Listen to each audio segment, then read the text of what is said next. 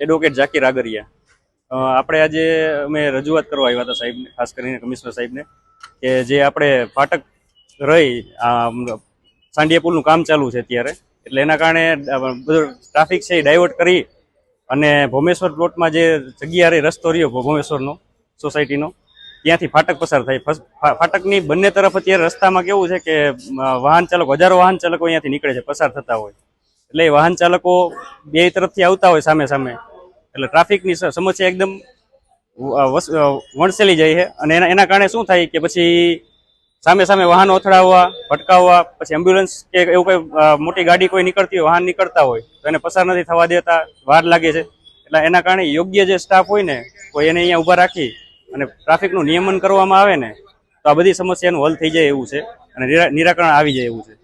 જો વ્યવસ્થિત યોગ્ય સ્ટાફ હોય ને ત્યાં, તો આ પ્રશ્ન ન રહે।